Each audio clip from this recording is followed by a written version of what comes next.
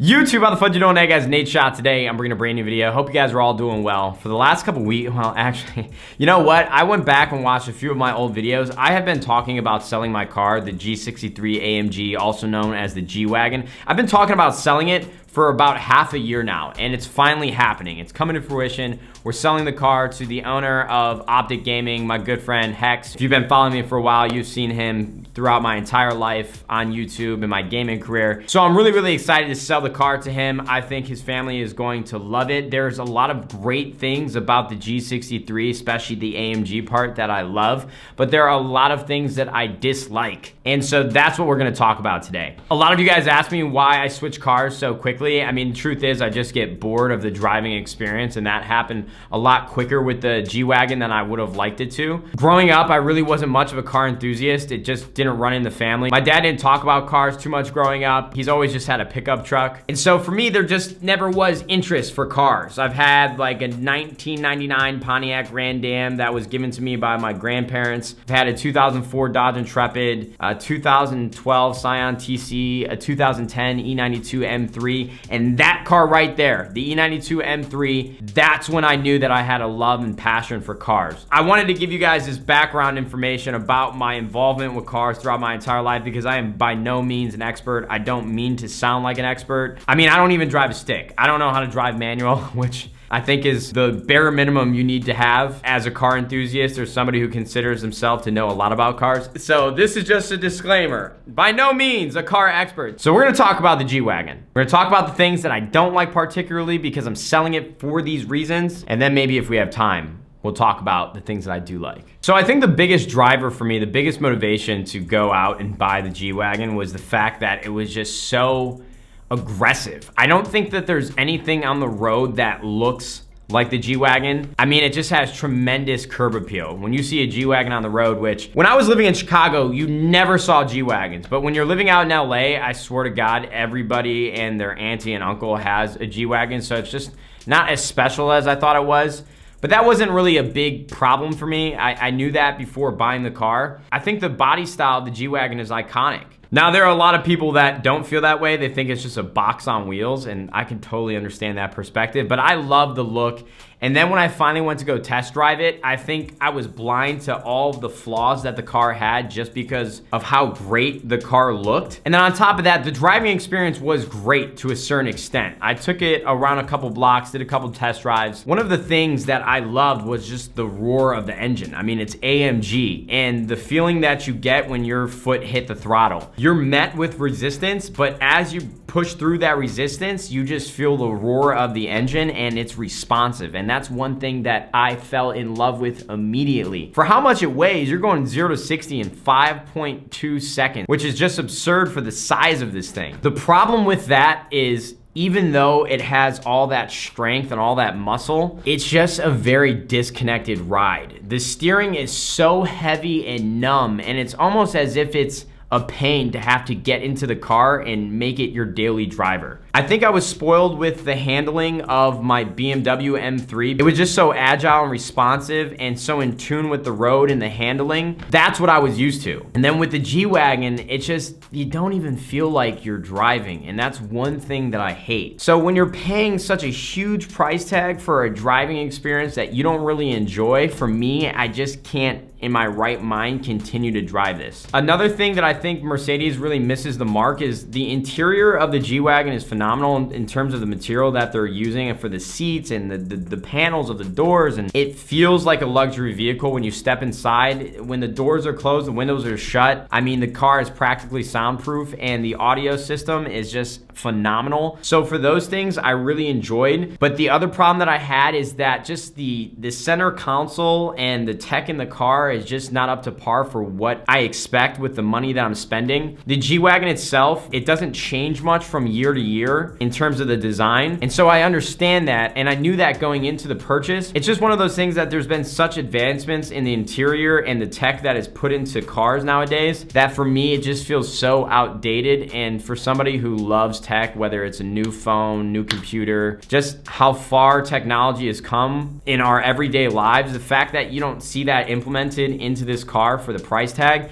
is just a little upsetting. It's something that I'm not a fan of with the G63 model. If I'm not enjoying the driving experience and I don't enjoy being inside the car, I feel like those are the two main buckets that everybody should check off their list when they're buying a car. It's not compelling to me anymore. And so I'd rather sell the car now, get some value out of it, and then go on my way to find a new experience that I really enjoy and look forward to every single day. So that's the G63 AMG in a nutshell for me. Now, with all that being said, I think we're very close to closing the book with the G-Wagon. I'm sure there's gonna be one more vlog or two with me and Hector, shipping it off to him and saying goodbye. But for now, I would like to stop talking about the G-Wagon and let's move forward. I really, really need your guys' help. I need your guys' advice. I wasn't sure if I was gonna make this a separate video, but I wanna talk to you about the cars that I'm looking at right now, and maybe you guys can help me in this process. I was in a Twitter discussion yesterday about the things that are important to me, and I wanna talk to you guys about those things because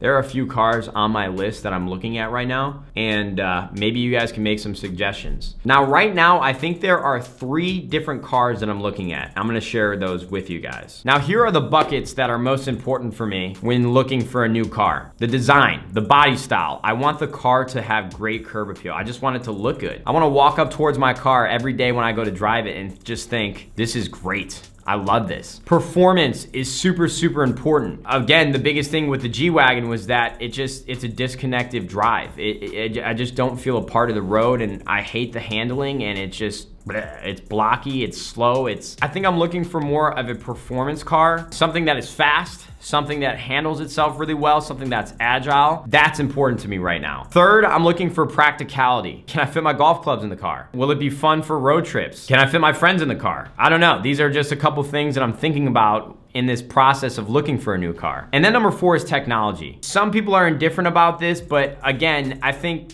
technology and the interior of the car is super important to me. Just because when you have brands like Tesla and Audi that are doing interiors so well in terms of the technology, you have the virtual cockpit with the Audis, and then with Tesla, you have this 17-inch massive touchscreen. I just love that tech in the car. It's something that I think is super cool, and I think that's something that fits my personality really, really well. So with all that taken into consideration, here are the 4 cars that I am mulling over and that I want to test drive, one of which I've already did. So from BMW, I'm looking at the M2 Coupe. A lot of car critics that have reviewed the M2 have said it's one of the best M performance cars that BMW has produced in a very, very, very long time. I know what I'm getting when I'm driving in an M series BMW, and all the reviews that I've watched on YouTube and all the people that have owned this car, they absolutely love it. So, but then you have its direct competitor with Audi, which is the RS3, which I actually test drove.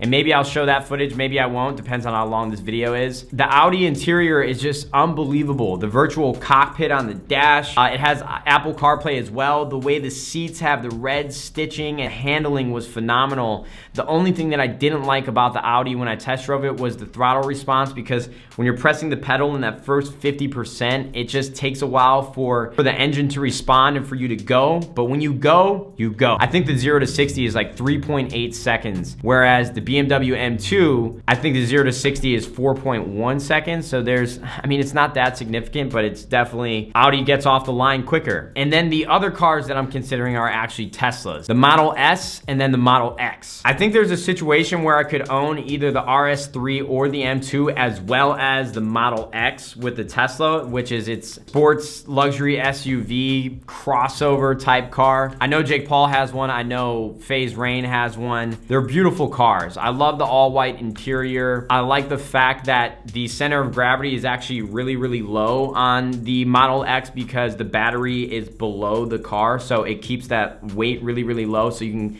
have still some pretty good handling with the car. I love the technology, like I said, in the Teslas. You have those falcon wing doors that come up with the Model X. There's just a lot of good things about the Model X. Now, the other thing that I'm considering is the Model S. The Model S is Tesla's version of the sedan hatchback luxury performance car, and it's beautiful, it's stunning. They have the 100D and the P100D, which has been the biggest debate and conflict that I've had in my head. With the P100D, you have the ludicrous mode where you go 0 to 60 in 2.4, 2.5 seconds, which is just ridiculous. But the price difference between the P100D and the 100D is like $40,000. And the 100D actually just got a brand new update and goes 0 to 60 in like 3.8 seconds, which is plenty fast. I don't think I would ever need that 0 to 60 in 2.5 seconds with the P100D. It's just more of like a party trick, and I think it would be great for YouTube. The ludicrous mode is so much fun, but it's just totally unnecessary, especially for me living in LA. You don't really have any opportunity to use that type of speed. I just don't think the $40,000 is worth it. Besides that jump in the 0 to 60 time, there's really not much that you get that's different from the P100D and the 100D. And it's $40,000. That's practically another car. And so that's why I think if I go with the Model X, I still get that SUV. It's cheaper than the Model S. And then I could somehow swing maybe another performance coupe for, you know, for the weekends, really fun drive, like the RS3 or the M2. But that's just where my head's at. Truthfully, in all transparency, I'm leaning towards the BMW M2. There's just something about BMW that I absolutely love. I know what I'm getting if I buy this car. I know that I'm probably gonna have the most fun with the BMW M2. But then there's a part of me that thinks that I might enjoy the Audi RS3 because I've never driven an Audi. I've never owned one. So maybe there's something that I would love about that car and that experience that I never would know if I didn't take a chance and maybe add it to my garage for a little bit. I'm test driving the Model S, the P100D, and then the Model X tomorrow at 11 a.m. So maybe I'll bring the camera along. If you guys would like to see that, drop a thumbs up on this video and I'll bring you guys along for that experience. And we'll test out these cars and we'll try to make this process and have you guys participate as much as you guys can. I think that would be a lot of fun. I would really appreciate it if you guys left some suggestions in the comments below of what you guys would like to see me drive next. Just for context, I'm not really looking for a supercar, a McLaren or a Lamborghini or anything like that. But it's just not right. It's not in the cards right now for me. So thank you guys so much for watching the video. I hope you guys enjoyed, and YouTube, we'll see you fudging later. Goodbye.